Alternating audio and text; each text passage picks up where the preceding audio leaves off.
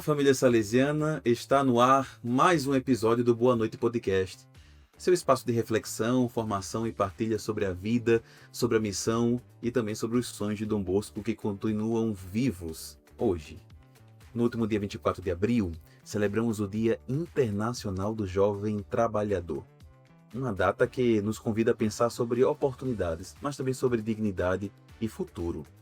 E para falar sobre um projeto que tem transformado a vida de milhares e milhares de jovens e também de muitas famílias em nossa inspetoria, a gente recebe hoje uma convidada muito especial, a Priscila, que atua como supervisora de aprendizagem de um CESAM aqui em Minas Gerais, aqui em Belo Horizonte, que é o Centro Salesiano do Adolescente Trabalhador.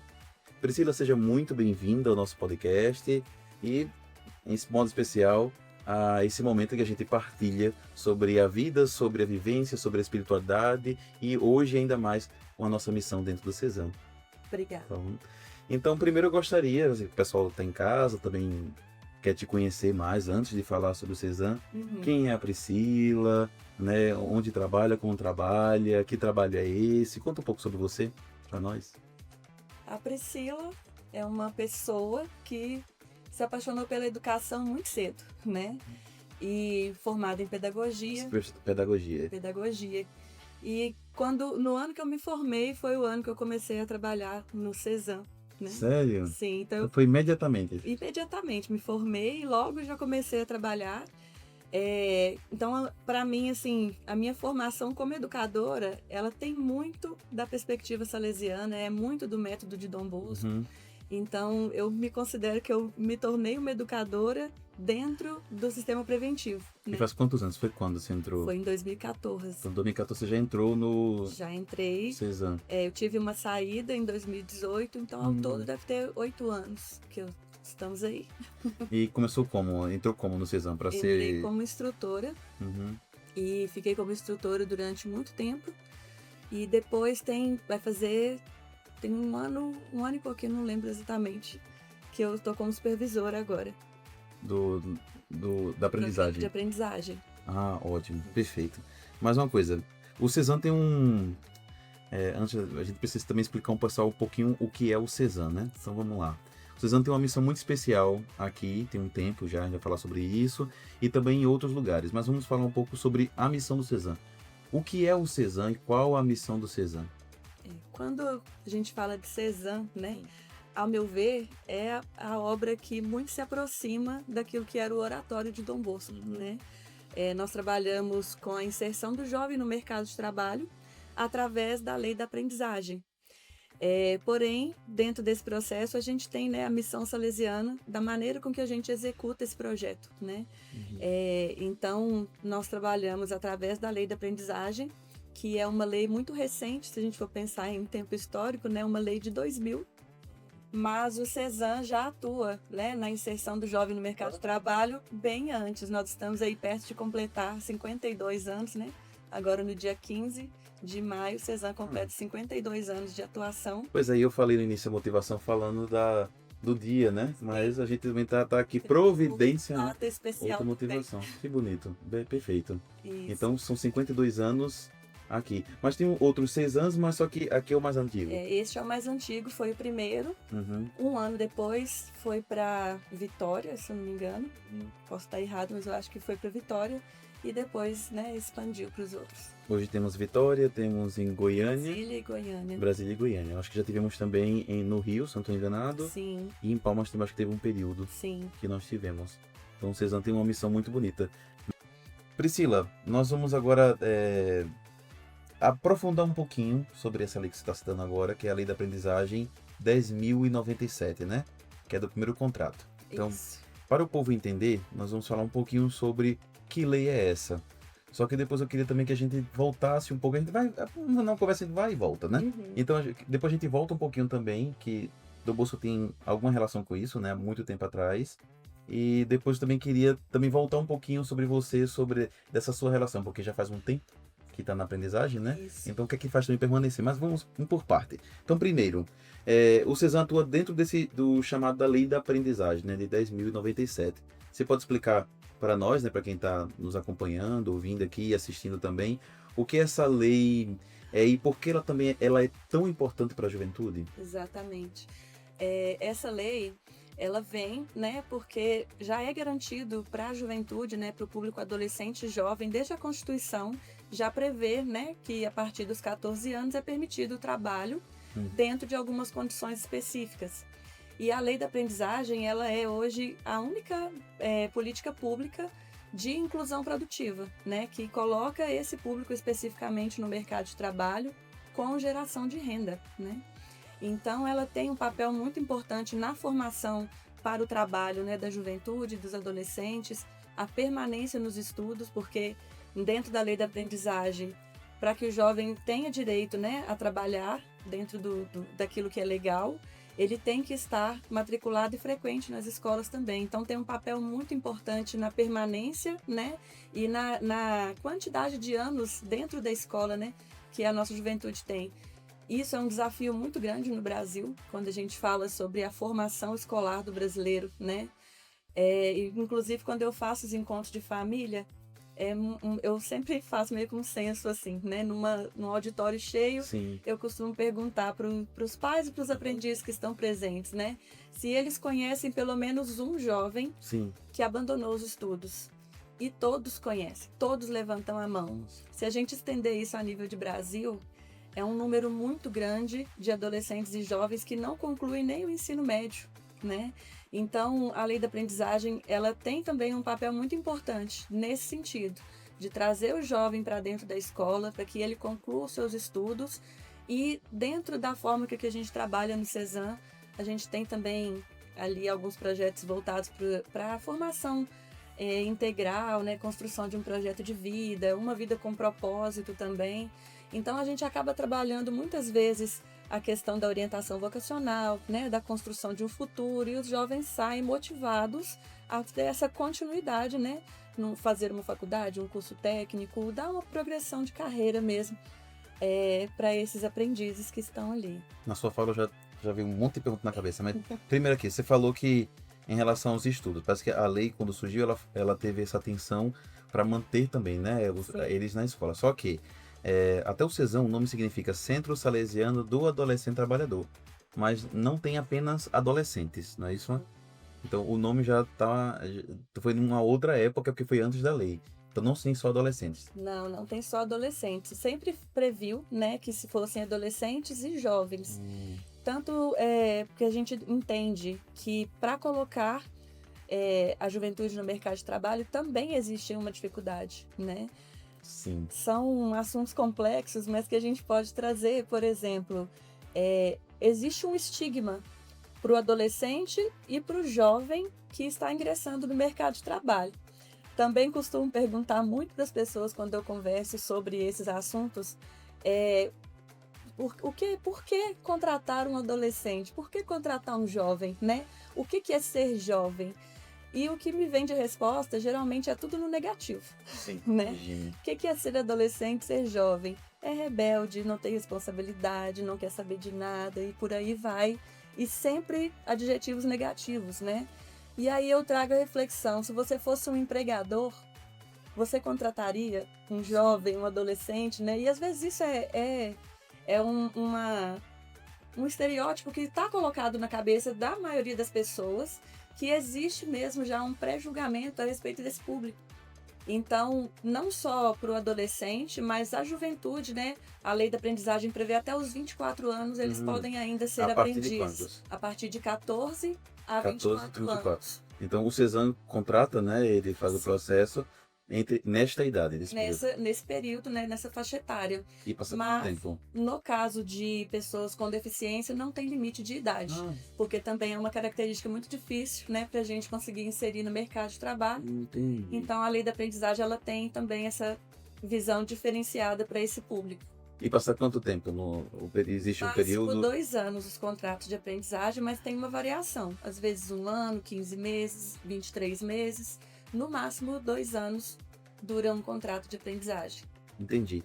Então, pela sua experiência desse tempo também, você pode comprovar que quando os meninos entram no CESAM, especialmente esses que ainda estão estudando, né? Acredito que pela idade acho que é ensino médio, né? Entre a primeira e a terceira série, aí 14, 17 anos mais ou menos, eles tendem a permanecer mais com o estudo, né? Assim, a frequência, a evasão Assim, porque diminui. muitos jovens, quando procuram o programa de aprendizagem ou quando eles estão em busca de uma oportunidade de trabalho, a maioria é porque já precisa contribuir, né, na renda da família, eles já têm essa necessidade, às vezes, do básico mesmo, né? Então, estando linkado ali, né, a oportunidade de trabalhar com os estudos, isso é um motivo para que o jovem não abandone, né? E a própria lei em si, ela traz algumas diferenças no contrato mesmo, para que o jovem tenha tempo de se dedicar ao trabalho. Por exemplo. A carga horária, 4 horas ou 6 horas de trabalho, sempre no contraturno escolar, né? Aprendiz não faz trabalho noturno.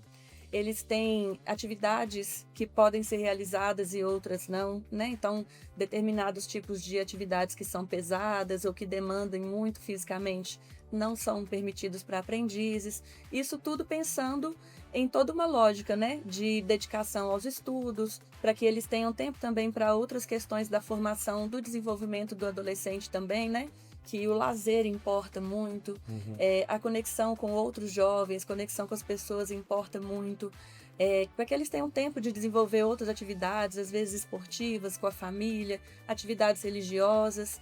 Então, existe um pensamento a respeito da carga horária, dos tempos de trabalho, né, para que não seja pesado para o jovem esse período aí de ingresso no mercado de trabalho, né? É a primeira experiência e ela não tem que ser impeditiva. Ela tem que trazer para ele oportunidades ao mesmo tempo em que ele está nesse processo de adaptação e desenvolvimento. Perfeito.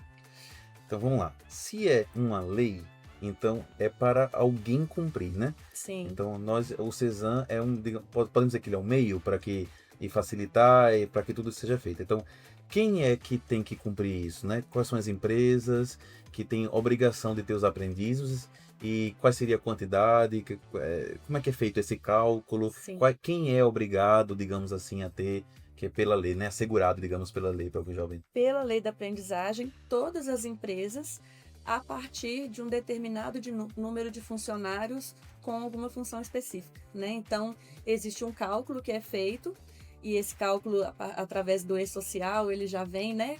O MTE já faz esse processo de... fugiu a palavra agora.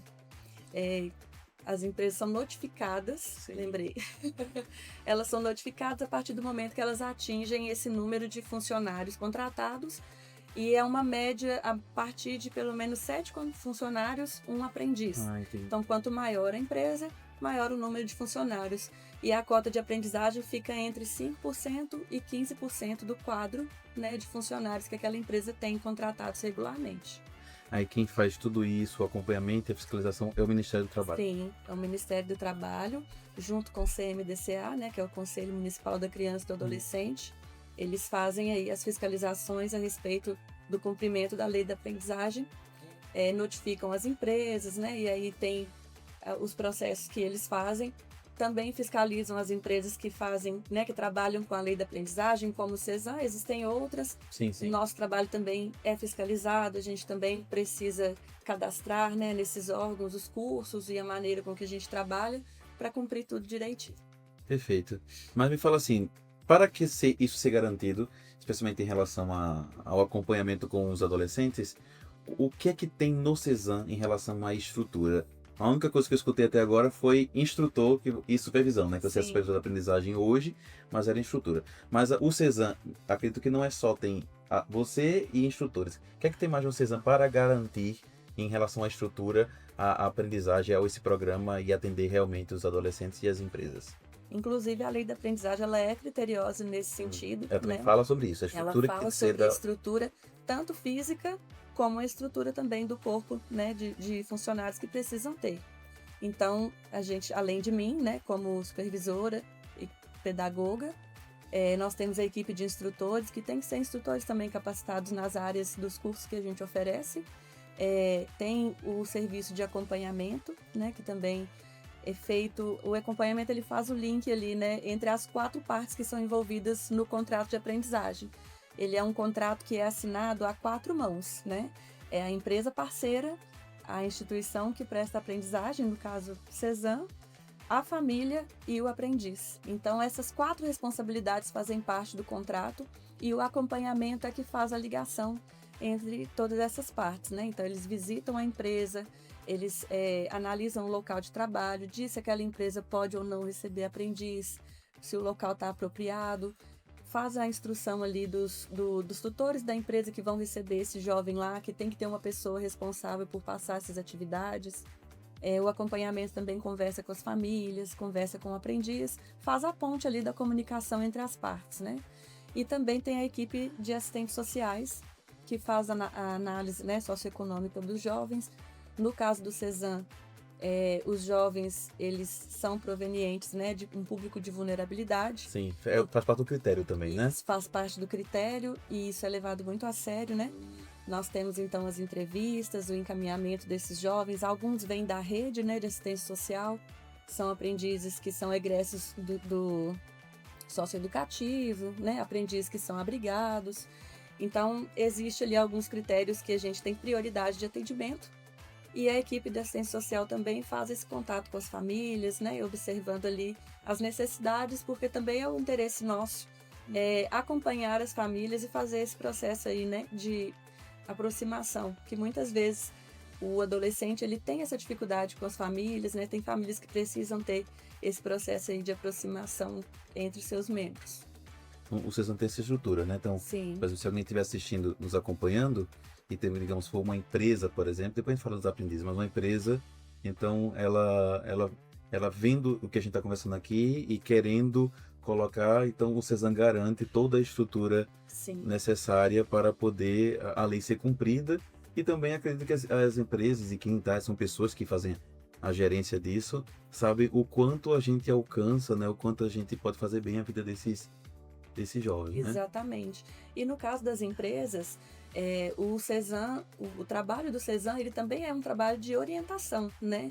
Muitas vezes as empresas, quando são notificadas, elas, nesse momento em que elas passam a conhecer o que é a lei da aprendizagem, né? Então, precisa ter um trabalho da própria instituição de orientar as empresas, de indicar para eles qual que é o procedimento correto, né? De mostrar o caminho das pedras mesmo, porque a partir do momento que são notificados, às vezes é uma ideia muito nova e eles precisam mesmo, né, que existe uma fiscalização, é um processo muito sério e é também uma preocupação nossa fazer com que as empresas entendam, né, esse lado dessa responsabilidade social que ela tem, né? A empresa pode encarar essa obrigatoriedade como uma forma de fazer também um processo diferente, né?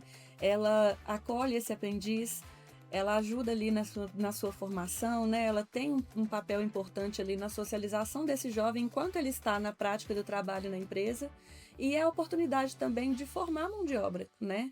A gente sabe que hoje é uma dificuldade muito grande para as empresas também contratar.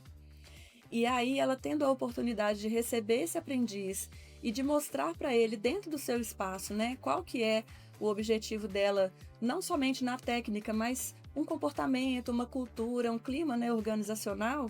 Muitos dos nossos jovens, eles, né, existe uma retenção muito grande por parte das empresas dos jovens quando eles terminam o contrato. A empresa não abre mão de um bom profissional, né? Tá vendo? Vocês estão acompanhando a gente. A dica é... Então, existe um processo. Eu sei que a gente falou sobre isso, né?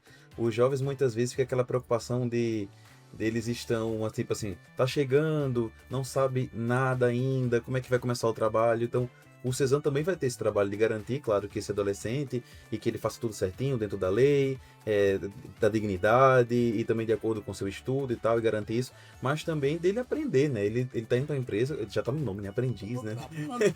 Aprendiz, então, pra ele aprender ali o ofício, não é apenas uma coisa, né? Sei também aqui no nosso setor nós temos 2 aprendizes e a gente tenta ao máximo fazer com que eles aprendam diversas, então, para trabalhar em arquivo, né? Para trabalhar com aqui um Excel no computador também, de fazer tabelas, e outras coisas também que a gente vai falar já sobre o curso em si. Então, existe um acompanhamento, esse jovem, de acordo com, claro, com o seu esforço, né?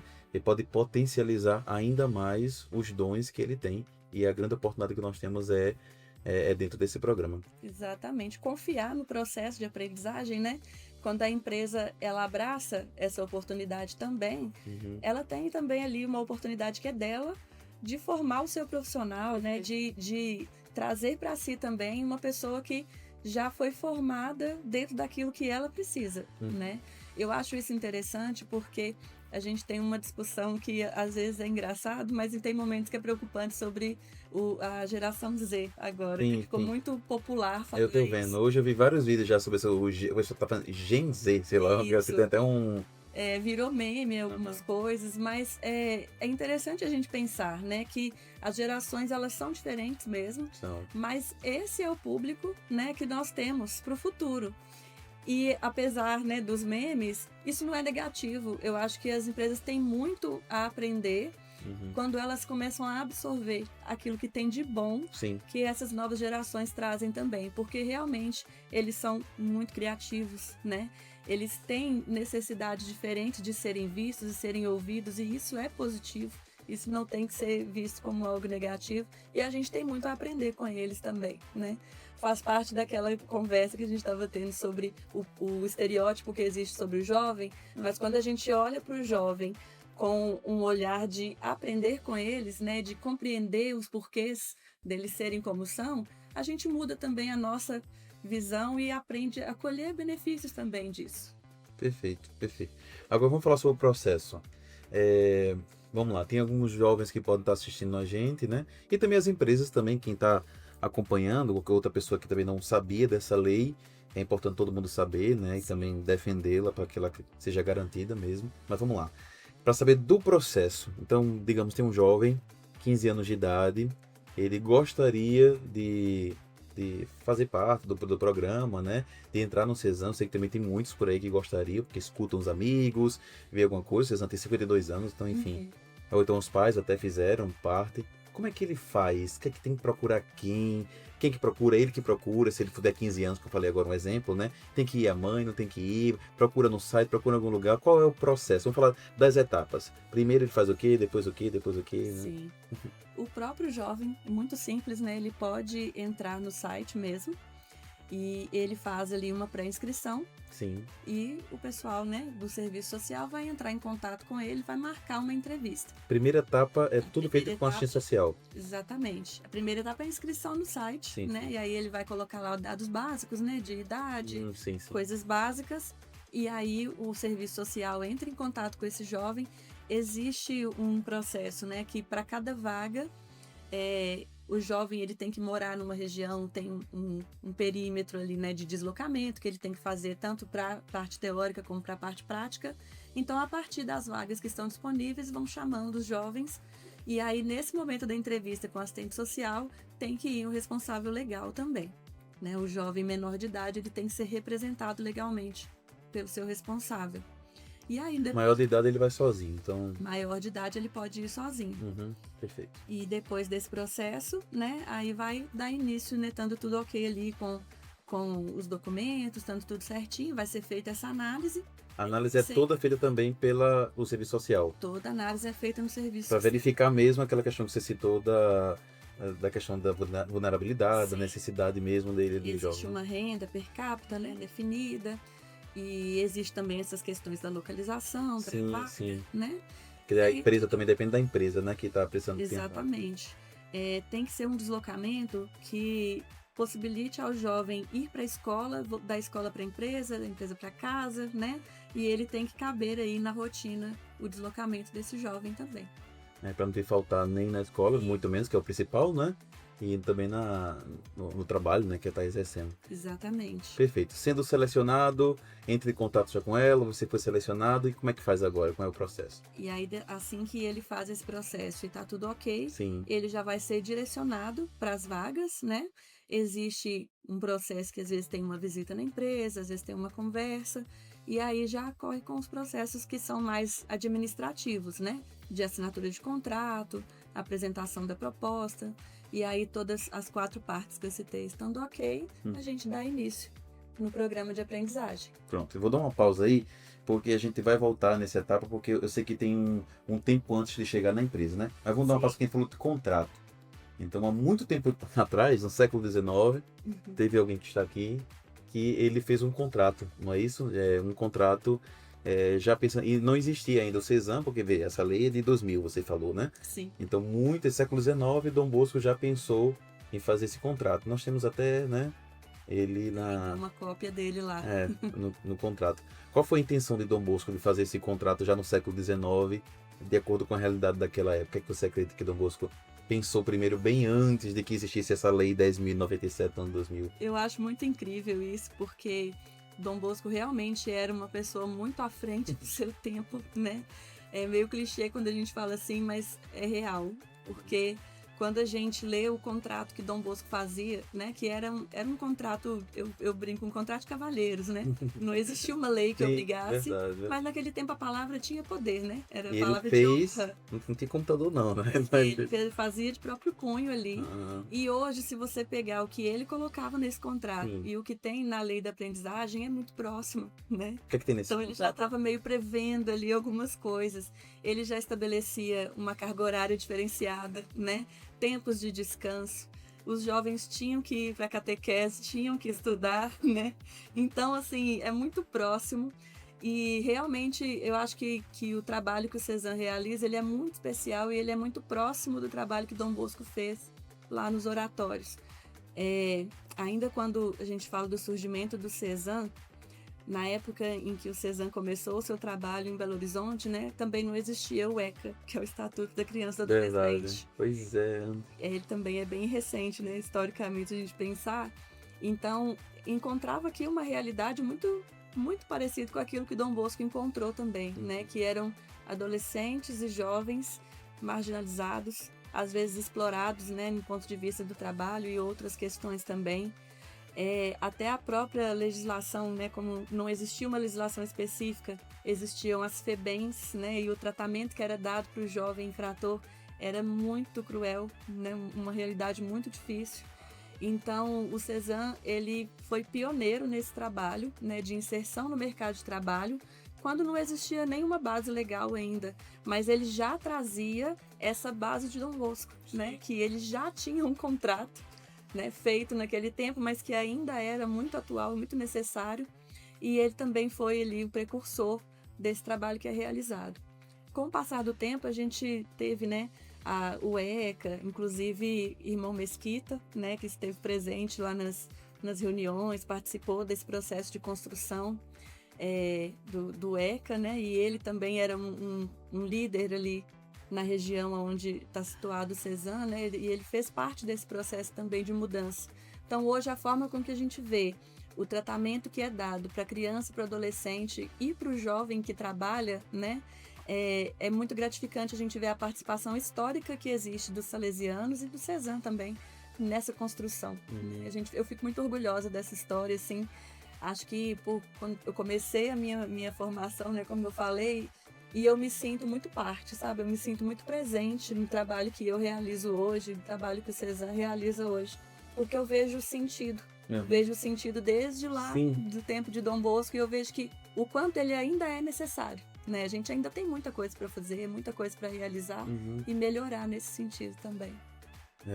Nós somos, assim, o trabalho do Cezanne, né, que eu vejo assim também sendo realizado, é um trabalho muito, muito, muito salesiano, né? Então, antes mesmo de lei, antes mesmo do ECA, antes mesmo de tudo isso, nós já desenvolvíamos este trabalho de levar para os jovens um sentido a maior na vida, porque muitos chegam com falta de sentido, com falta de uma esperança, não tem esperança, né? Tipo assim, o que é que eu faço, o que é que eu vou fazer?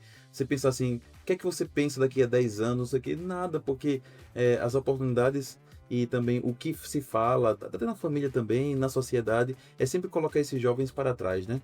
Então, Dom Bosco já tinha essa ideia com os jovens e o Cezanne também vem trazer, herdado dessa coisa do Dom Bosco de mostrar assim, existe sim um futuro para você, né? Exato. E você deve ter escutado também um monte de histórias, né? De quantos já passaram pelo Cezanne nesses 8 anos que você tá lá, né?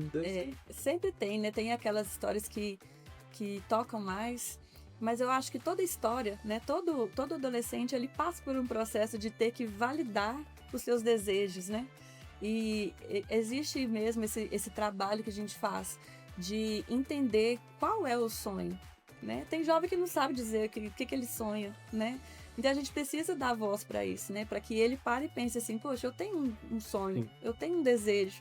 Eu não sou aquilo que as pessoas dizem que todo adolescente é, né? E a gente tem muitos exemplos de jovens que são responsáveis, que têm vontade de crescer, têm vontade de ajudar a família, querem melhorar de vida, né? E estão buscando uma oportunidade para começar. E é com esses jovens que a gente trabalha, a gente busca, né, trazer eles para esse perfil, para esse mundo do trabalho. E tem aquele jovem também que está mais perdido, né? Aquele que a gente precisa ir atrás, precisa trabalhar mais a fundo, precisa ter um contato com a família para trazer ele para essa perspectiva, né? Então a gente tem um trabalho muito bacana quando a gente vai pensar nesse sentido, né? Que a juventude, ela precisa ser levada a sério. E o jovem, eu acho que quando ele olha para todo mundo, né, dizendo para ele que as coisas que ele pensa não são válidas, né, não são aceitas, ele desiste. A gente precisa de um voto de confiança na juventude também. Perfeito, perfeito. Mas voltando ao nosso processo lá, quando eles conseguiram, ali tem toda essa conversa com esses setores, também com a empresa. Depois eles começam um processo. Eles não vão direto para a empresa, né? A empresa que contratou. Eles passam um tempo no CESAM no início ainda. Eles têm um período que a gente chama de integração, né? Quantos que dias? São 10 dias de formação inicial. E ele recebe alguns conhecimentos, né, da legislação, né, da lei trabalhista, da lei da aprendizagem também. E alguns conhecimentos básicos para chegar na empresa já sendo capaz de auxiliar em algumas atividades. Atendimento telefônico, atendimento ao público, né? Algumas noções de arquivo. E aí, quando ele começa o trabalho na prática da empresa, a todo momento ele vai ser acompanhado também por um tutor que fica responsável por passar para o aprendiz as tarefas que ele tem que realizar, ensina essas atividades, corrige quando tem que corrigir, né? Ele orienta todo o processo. Então, sempre quando o jovem está na teoria lá no CESAM, ele tem um instrutor, né, presente, mas quando ele está na prática, ele também tem uma referência da empresa que faz esse processo de aprendizagem lá.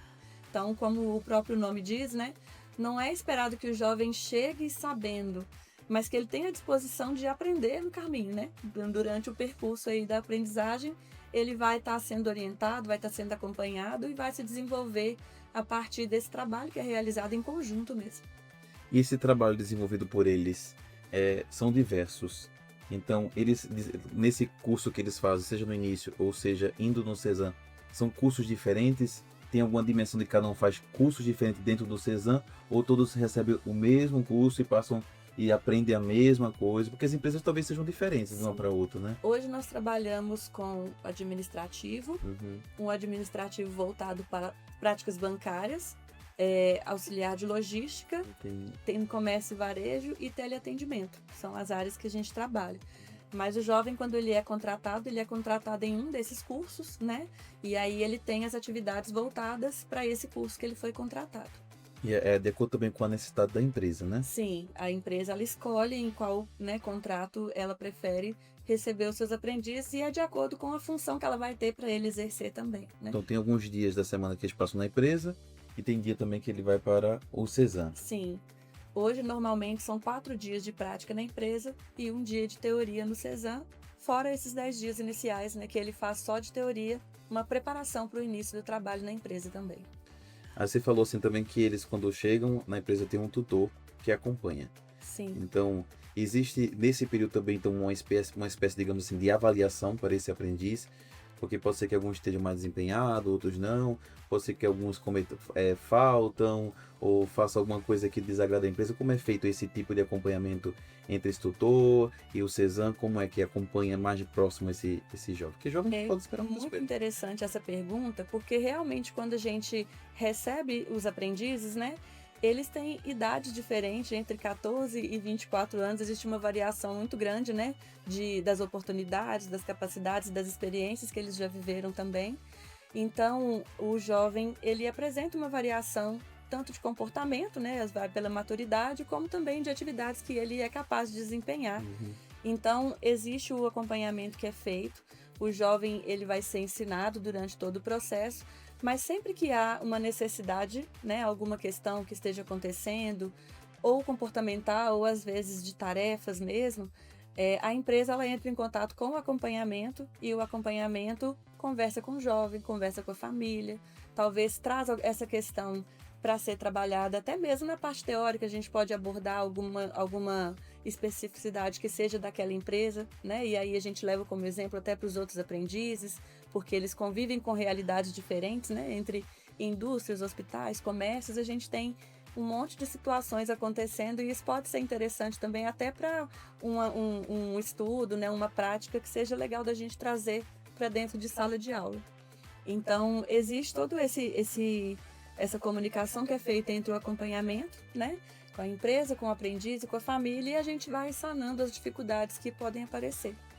Então, dentro do CESAM, além desses setores, que já citamos vários, o seu setor é o que é supervisor de aprendizagem, você acompanha diretamente mais os aprendizes, os instrutores, como é o seu trabalho exatamente no CESAM? O meu setor especificamente faz a gestão do curso, né? Então, nós fazemos a matrícula desse aprendiz no curso para qual ele foi contratado. Sim. E aí a gente faz a gestão da carga horária, das presenças, né? A gente informa para a empresa também quando ele falta na teoria, se ele está frequente. Nós fazemos também a verificação se ele está frequente na escola, né? Então, de 3 vezes ao ano, nós fazemos a solicitação da documentação da escola, comprovando que esse aprendiz é frequente. Se ele, por algum motivo, abandona os estudos, né? É reprovado, ele perde o direito de permanecer contratado também. Então, toda essa gestão do contrato ela é feita no meu setor, né? No setor da aprendizagem. E aí a gente vai comunicando com a empresa em relação às faltas que acontecem na prática, né? Então, tem todo esse processo de comunicação mesmo. Existe tem que existir, né? Uma comunicação que é ativa ali a todo momento do contrato, tanto para perceber o desenvolvimento do aprendiz e corrigir aquilo que tem que ser corrigido, como também para poder reunir essas informações, né? Então, a gente ensina tudo, folha de ponto, né? Questões comportamentais, apresentação pessoal, comunicação, oratória, tudo isso está envolvido no processo de aprendizagem também. Tem mais algumas perguntas aqui, tipo, lembrar. Outra coisa, do que você falou aí, do seu trabalho, né, especialmente da supervisão, o que é que seria maior desafio? O que é que você vê como um grande desafio desse trabalho com a aprendizagem? Hoje, para mim, um maior desafio são realmente a gente trabalhar essa perspectiva de fazer com que as empresas se engajem no processo de aprendizagem também, sabe? É uma questão também, assim, um pouco da consciência, de Isso. entender o processo. Como a lei ela é uma obrigatoriedade, Verdade. às vezes receber isso é um pouco resistente, né? Então, eu acho que esse trabalho de sensibilizar a empresa na contribuição que ela tem na formação desses jovens, eu acho que hoje é o maior desafio. Mas eu acho que o desafio é o trabalho, né? Quando a gente coloca isso na perspectiva do que a gente ganha fazendo isso, é onde eu vejo a equipe muito empenhada, né? Em fazer um acompanhamento bem feito, em fazer um treinamento para os tutores também, para eles compreenderem como que funciona o programa de aprendizagem, em estar presente, né? Às vezes, a falha que as empresas têm em compreender o processo de aprendizagem é justamente essa falha na comunicação de quando acontecem alguns problemas. Então, eu acho que o nosso foco, a maneira com que o CESAM trabalha é muito voltada para que a comunicação seja bem feita. E aí a gente consegue resolver esses problemas. E hoje o número de empresas que a gente tem que são participativas, né, nessa questão de estar junto ali na formação do jovem, e quando às vezes procuram a gente é para dizer, olha, o jovem desenvolveu isso, estou preocupada com esse jovem aqui, a gente quer que ele participe de uma formação tal, e coloca o jovem para fazer formações também. Então, assim, você vê o interesse da empresa no melhor desenvolvimento daquele jovem. E isso é muito bonito, assim. É um desafio, mas o desafio é o trabalho. Pois é, a segunda pergunta eu ia perguntar vou perguntar, né, sobre qual seria a maior alegria, né? Bem que você já citou várias, mas não sei se você pode repetir ou então citar alguma. Diga qual é a maior alegria também dentro desse trabalho. Aí eu traria que a minha maior alegria é conseguir enxergar o processo e o desenvolvimento. Eu fico muito feliz, muito satisfeita quando chega lá no final do contrato e eu vou me despedir dos jovens e eu faço a primeira aula, sempre faço a primeira aula deles, né, a aula inaugural, e na última aula eu também tô lá. Então, assim, a gente vê o percurso e o trabalho do professor, né? Eu me vejo muito como professora, como educadora. Às vezes a gente planta e a gente não vê o fruto, né? Mas na aprendizagem, eu acho que pelo tempo ali, né, do próprio adolescente, as coisas acontecem tão rápido que você consegue ver, né, os frutos aparecendo. Então, quando entra aquele jovem ali, meio tímido, né, com vergonha, mas querendo fazer, e a gente vai ali resolvendo as dificuldades, e chega lá no final do contrato, você vê esse jovem chegar e falar, olha, escolhi minha faculdade, sabe, passei, então agora eu tô fazendo curso tal, e aí você vê, eu vou sair porque eu fui contratado na empresa. Então, isso é muito gratificante. E também então acontece isso também, né? Algumas vezes eles não completam o curso porque já foi contratado, né? Exatamente. Nossa, deve ser uma alegria assim. A gente fica triste porque, né, sai antes, mas para ele é muito bom, né? Ele conseguir ser absorvido pela empresa ou às vezes por outras empresas, né? Porque a gente também ensina para os jovens a manterem o LinkedIn ativo, né? A fazerem outras conexões também. Então, muitas vezes eles saem para poder continuar numa outra oportunidade de estudo, ou às vezes porque teve uma outra oportunidade de trabalho, e isso é muito gratificante para a gente. Ver o crescimento, conseguir enxergar o processo, né? Começando e o quanto transformou no caminho. Perfeito, perfeito. Eu sei que tem um outro grande diferencial, que acredito que tem no Cezam, é a pastoral, né? Nós estamos aqui fazendo esse podcast dentro também da Pastoral Juvenil Salesiana e a gente tenta inserir bastante o movimento de pastoral e de evangelização dos jovens, porque enquanto salesianos, né, nós tentamos ao máximo fazer com que nós educamos, porque nós educamos, você é pedagogo, então está muito dentro disso, né? Então, educamos com a intencionalidade de evangelizar e nós evangelizamos com a intencionalidade de educar. Então, qual é o trabalho, né, do Cezam também contribuindo nesse processo dentro do Cezam, né? Do trabalho da pastoral, no caso, dentro do Cezam. A pastoral no Cezam faz toda a diferença, né? Ela é justamente aquilo que nos torna diferentes, né, naquilo que a gente faz. Existe um trabalho, todo o que a gente vem conversando, toda essa questão da aprendizagem, dos benefícios que ela traz, né, de como que isso é importante até para o país, né, pensando na economia e na formação dos jovens. Mas existe um trabalho que é o mais importante, que é aquele que é realizado em cada jovem. Eu acho que a gente só consegue atingir tão fundo isso porque existe esse trabalho que ele é um trabalho de missão, né? Ele tem essa capacidade de atingir o mais íntimo das pessoas e fazer mudar. Porque eu acho que se a gente não tiver, a gente tirar essa perspectiva, né, da pastoral, essa perspectiva de trabalhar dentro da salesianidade, a gente vai ser mais um formador técnico, né? Sim, perfeito. E eu acho que esse componente é o componente que nos faz diferente. É onde você enxerga realmente a mudança, é onde você, através de um jovem, você atinge toda a família. E aí você receber relatos de que as famílias estão sendo transformadas, estão sendo aproximadas, né? Isso é muito bonito e eu acho que a pastoral, ela tem tudo a ver dentro do trabalho que a gente faz. Perfeito, perfeito. E agora vamos já quase no finalzinho já da nossa conversa. Eu queria saber mais assim em relação aos jovens hoje, né? O que nós temos entre esses que já passaram pelo Cezam, que temos muitos, digamos, cases de sucesso, quem falasse, né? Sim. Falava. Então você deve conhecer também muitas histórias.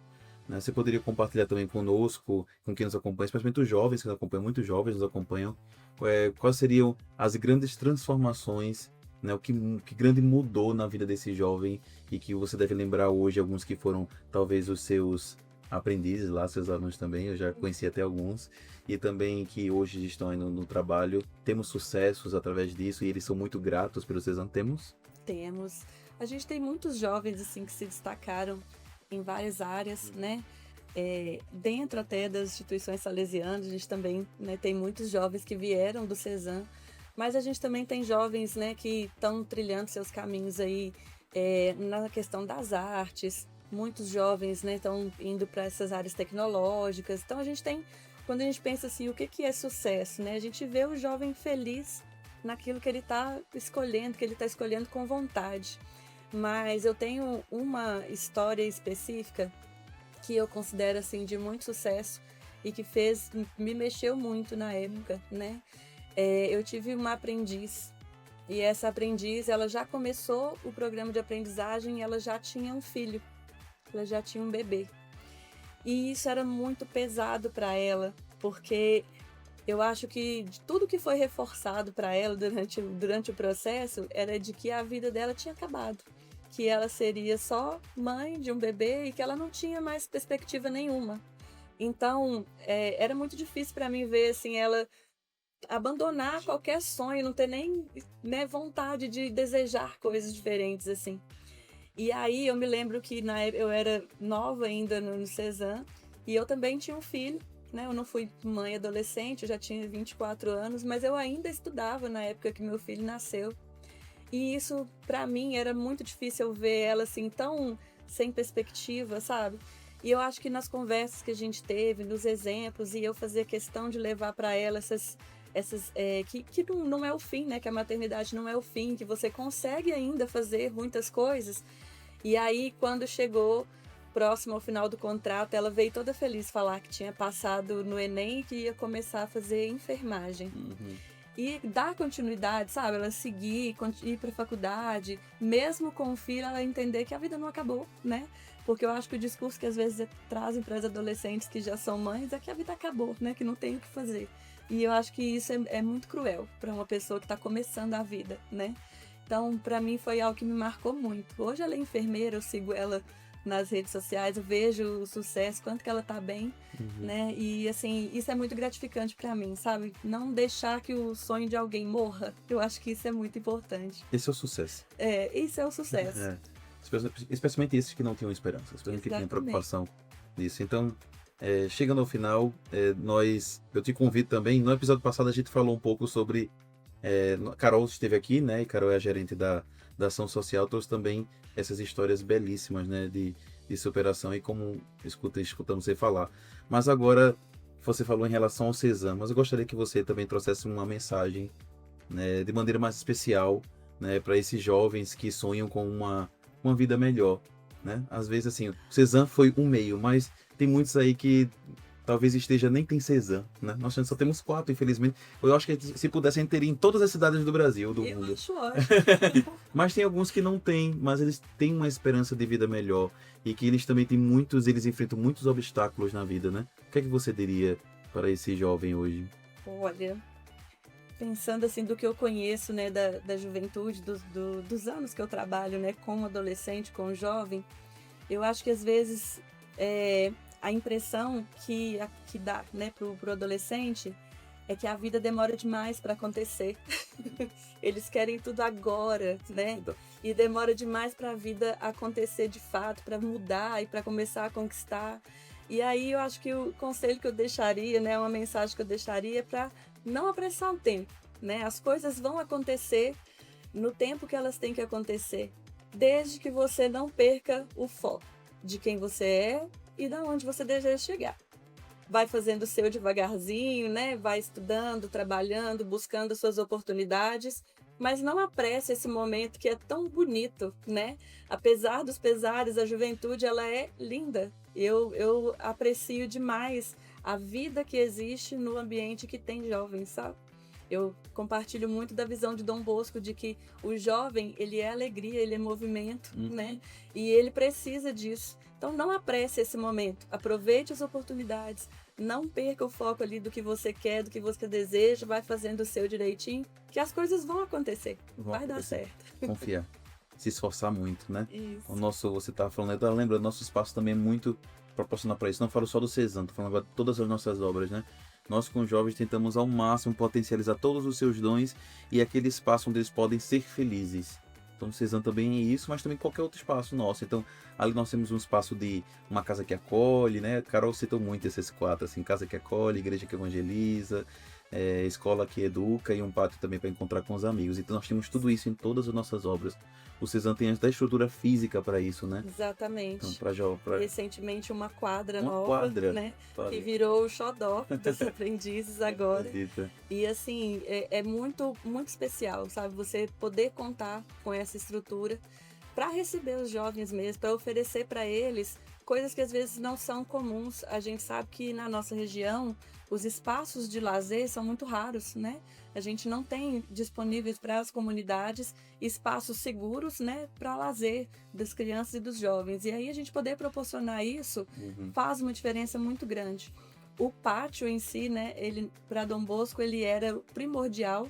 E eu considero que Dom Bosco estava muito certo quando ele trouxe isso.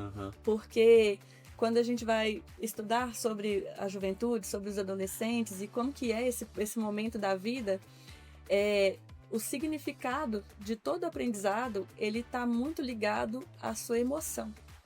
E quando a gente proporciona para os adolescentes e para os jovens momentos de alegria, de lazer, onde eles podem se expressar, ser eles mesmos, eles encontram sentido.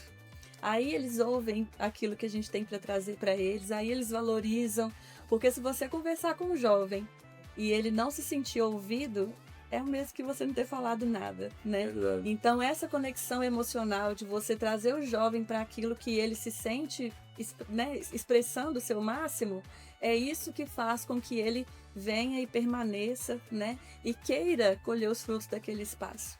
Então, eu acho que faz parte aí do sucesso que a gente tem, e eu considero que a gente tem muito sucesso, né? Porque a gente consegue trazer essa conexão e o jovem que entra no Cezan, ele se sente em casa, né? E muitas vezes, quando eles têm algum conflito, eles vêm para o Cezan, porque eles se sentem em casa. Perfeito, essa é a casa mesmo. Perfeito. Então, Priscila, muito, muito obrigado, né, por sua presença, né, em especial pelo trabalho que você desenvolve com a juventude, né? Acredito que para mim, que escutei, e para aqueles que estão escutando, é muito entusiasmado, né, a partir do que você estudou e a partir do que você está vendo realizar, né, enquanto carisma salesiano, enquanto pedagogia, enquanto realização no meio desses jovens. Muito obrigado, Priscila, de verdade. Eu que agradeço. Eu agradeço a oportunidade de falar um pouquinho da minha história, falar um pouquinho, né, do meu trabalho. É um trabalho que é feito realmente acreditando nessa missão. Eu escolhi participar, né? E eu sou muito feliz fazendo parte. E eu acho que a gente ainda tem uma jornada muito bonita pela frente. Tem verdade. Espero que você continue escolhendo todos os dias esse trabalho. Com certeza. E fazendo essa transformação na vida dos jovens. Tenho certeza que é muito significativo para eles, né? Então, parabéns para você e também leve para toda a sua equipe lá especial que trabalha com você, seus colegas também, o nosso abraço. E espero também que outros podcasts pela frente a gente também traga para a gente conversar um pouco sobre o trabalho do Cezan e também que a gente vai desenvolvendo como missão na ação social, nossa petoria. Obrigada. Obrigado. E para nós, ao olharmos para o trabalho realizado pelo Cezan, não tem como não lembrar de Dom Bosco. Lá no século XIX, assinando aquele contrato que nós citamos agora, né, que foi o primeiro contrato de aprendizagem da história moderna. É um documento simples, né, um documento que foi feito até com um marceneiro em Turim, mas com um imenso valor. Né, proteger aquele jovem que Dom Bosco queria, né, garantir os seus direitos, abrir uma porta para o futuro. Dom Bosco entendeu muito, mas muito antes de tudo, que trabalho digno é também educação, que trabalho digno também é crescimento, né, é trazer vida para esse jovem.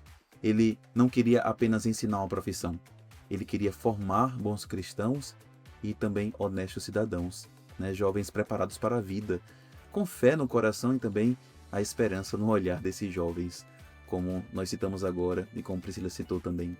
É isso que o Cezan continua fazendo hoje, né? Cada jovem que entra nesse projeto não recebe só uma oportunidade de emprego, ele recebe um voto de confiança, ele recebe uma rede de apoio e a chance de acreditar que a sua história pode ser diferente. E para você que está nos acompanhando, nunca subestime o poder de uma porta aberta, de um contrato assinado, de um educador que acredita. Porque às vezes tudo o que um jovem precisa é de alguém que diga: eu aposto em você. Assim como Dom Bosco fez. O Cezan também faz isso hoje. Então, meus queridos, família salesiana, até o próximo episódio do Boa Noite Podcast. E como sempre, boa noite.